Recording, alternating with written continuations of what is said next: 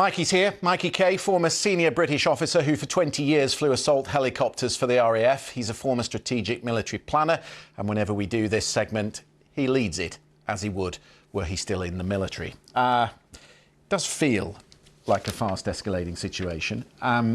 We've had the first use of the ATACMS, the first use of the Storm Shadows, the announcement on the landmines today. What are you seeing?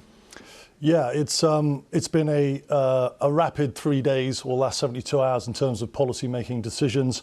Let's look what that means on a map. Go slide, please.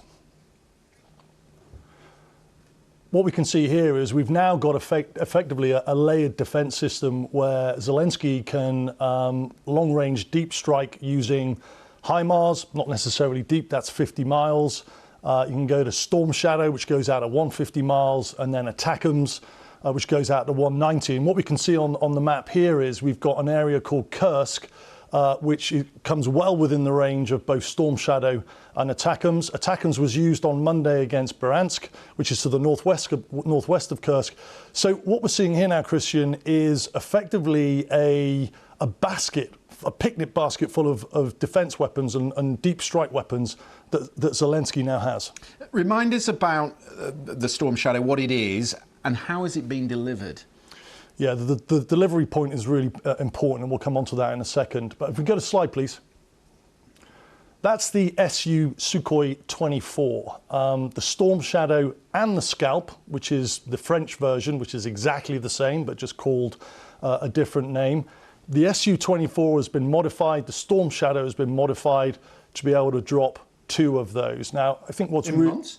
Say again? In months? Well, I mean, the procurement process of the Storm Shadow was a long time. We're probably talking out of a decade. The procurement process to modify the Storm Shadow and the Scalp onto an aircraft such as the Su-24, I think surprised a lot of people in terms of how quickly it could be done. Months, if not within a year, for sure. I know you've taken an issue because a lot of our library footage today has shown tornadoes going out with the Storm Shadow on it. Yeah, typhoons. Typhoons, sorry. Yeah. And quite obviously, the typhoons haven't delivered it. No, the library footage that we've seen today, and it's a really important point you raise, is library footage of what the Storm Shadow was originally made for. And that was originally made for the GR4 Tornado. That's a British jet. That's now out of service, so then the Storm Shadow was modified for the Typhoon. And they're the pictures that you've been seeing today that have been uploaded onto the Typhoon taxiing down the runway. But it's absolutely imperative to understand that that is not the delivery system. The delivery system is the Su-24. If we can go to slide, please. This is a video from the Ukrainian Air Force of an Su-24. It's a long-range strike fighter bomber. It can travel up to speeds of Mach 2. And what you're seeing there is 2 Storm Shadows or Scalps, we don't actually know, being dropped from it. That is what is being used today. And I think at this point, what is it being used on? If we go back to the slide of the ranges, I think what's important at the moment is that Biden originally approved ATACMS for the Kursk region, the Briansk region. That's where the main effort's going at the moment. We spoke on the security brief a week ago, 2 weeks ago, about how there was a buildup of North Korean troops. Some numbers were saying up to 50,000 combined Russian DPRK troops in the Kursk region. This is what the Storm Shadow will be going after. Zelensky will be going after high-value strategic assets such as command and control systems. These will be in bunkers, and the Storm Shadow and the Scalp is a bunker buster. Well, I was going to say, why is it specifically good at that? It's just been designed for that. It can travel, it's transonic, so the Storm Shadow can travel up to 600 miles an hour.